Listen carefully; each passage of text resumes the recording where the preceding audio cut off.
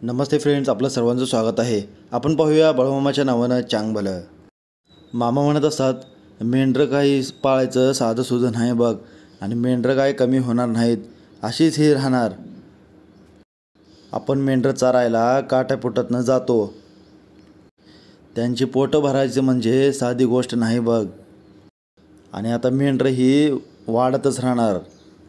पुढे आपण पाहतो, श्याम व त्याची पत्नी नानासाहेबांकडे जातात व नानासाहेब बोलू लागतो, तुम्हाला मी 2 एकर जमीन देणार आहे बघ. श्याम बोलू लागतो, 2 एकर का? आपलं बोलणं झालं होतं की 6 एकर देणार आहेत तुम्ही. नाना म्हणतो, अरे ती जमीन महाग आहे म्हणून तुम्हाला मी 120 रुपयामध्ये 2 एकर जमीन देत आहे. तसे बोलताच श्याम व त्याची पत्नी रडू लागते व म्हणू लागते, असं कसं, तुम्ही 6 एकर बोलला होता आणि आता 2 एकर देत आहे. त्यावर मालकीनबाई बोलते, तुम्ही यासनी दागिने द्यायलाच नको होतं बघा, तुम्ही दिलं आणि चूक केलं. नानासाहेब बोलतात, अरे मला लागूनच जमीन आहे ती आणि चांगली जमीन आहे म्हणून महाग आहे जरा, म्हणून तुला 2 एकर देत आहे मी 120 रुपयामध्ये. तेथील सर्व लोक म्हणतात, अरे जे काही मिळत आहे ते घे. श्याम म्हणतो, बरं ठीक आहे, जे काय असेल ते. पुढे आपण पाहतो, श्याम व त्याची पत्नी घरी येतात व ते म्हणू लागतात, मामा हे काय झालं, आम्ही इतकं कष्ट करतो तरी पण आमचं काही अजून चांगलं झालेलं नाही. स्वतःची जमीन घ्यायचं म्हटलं तर ते बी अजून झालेलं नाही. आम्ही फसलो गेलो आहे मामा, आणि आम्ही धनदागिनेसुद्धा आमचं आता अडकलं आहेत, कसं करायचं मामा आम्ही. त्यावर श्याम तिला बोलू लागतो, आता जे काही असेल ते 2 एकर तर आपल्या जमिनी नावावर आहे ना, आपण त्यावर राबू, मला शेताचं सर्व काही जमतं. त्यावर लक्ष्मी म्हणते, तुम्ही आता काय बोलू नका, जेव्हा आपली जमीन होईल तेव्हा आपण बघू.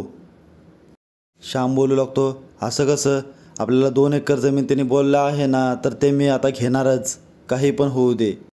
तू आरतीची ताट वगैरे तयारी ठेव, बघू आपण काय करायचं ते, आणि उद्याच्याला जाऊ आणि आपण तिथं जागेची पूजा करू.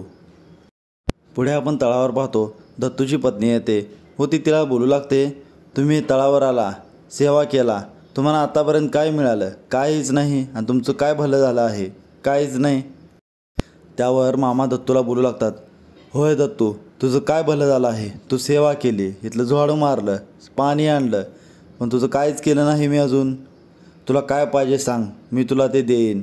दत्तू म्हणू लागतो, मामा तसे काही नाही, मी तुमच्या चरणी सेवा करतो, हेच माझं पुण्य आहे म्हणून समजा. मामा म्हणतात, बरं ते जाऊ दे, तुला काय पाहिजे ते सांग, तू मागशील ते देतो मी तुला. दत्तूची पत्नी म्हणू लागते, आता मागा की, एवढं तिने सांगत आहेत तर काय पाहिजे ते सांगा. मामा म्हणतात, बरं ठीक आहे, तुम्ही दोघं ठरवा काय पाहिजे ते, मी देतो तुम्हाला काय हवं आहे ते. पुढे आपण पाहतो, सकाळ होते. श्याम व त्याची पत्नी आरतीचे ताट वगैरे घेऊन निघू लागतात. त्याआधी मामांची ती पूजा करतात व बोलू लागतात, मामा आता जे काही असेल ते तुम्हीच बघा, आणि ते 2 एकर जमीन तर आमची होऊ द्या. श्याम व त्याची पत्नी दोघेही त्या जागेवर येतात व सर्व लोक म्हणू लागतात, या या आले, पूजा करून घ्या आता इथे.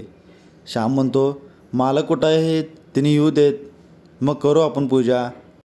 तेथील एक माणूस सांगू लागतो, हे श्याम बघ, इथून ते 2 एकर जमीन ती मालकाची, त्याला लागून जी पुढची जमीन आहे ती तुझी आहे बघ.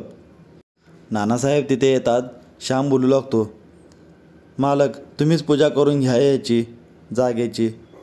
नानासाहेब बोलू लागतात, अरे तसं काय नाही, तुम्ही दोघं जोडपं म्हणजे लक्ष्मीनारायणचं आहे बघा, तुम्हीच पूजा करून घ्या, आणि तुम्ही उद्यापासून माझ्याकडे काम करायचं नाही. अरे म्हणजे तुम्ही स्वतःच्या रानात राबायचं. आता तुम्ही 2 एकर जमिनीचं मालक आहे म्हणजे तुम्ही तिथं राबायचं आता. तसे ऐकताच श्याम व त्याची पत्नी खूप आनंदी होते व ती दोघेही पूजा करून घेतात. पुढे आपण तळावर पाहतो. मामा म्हणतात, काय रे दत्तू, काय ठरवलं तुम्ही, काय पाहिजे तुम्हासनी? दत्तू काय बोलायला तयार नसतो. त्याची पत्नी म्हणते, आमचं घरदार व्हावं आणि थोडीशी शेत वगैरे काहीतरी असावं, असं आम्हासनी वाटतंय बघा. मामा म्हणतात, बरं ठीक आहे, तुम्हाला मिळेल ते जे काही पाहिजे ते. मामा त्यासनी नारळ देतात व म्हणतात, तुमचं काम होऊन जाईल, तुम्ही काळजी नका करू. इथे आपला आजचा भाग संपतो. पुढचा भाग पाहण्यासाठी लाईक करा, कमेंट्स करा, सबस्क्राईब करा. Thank you friends.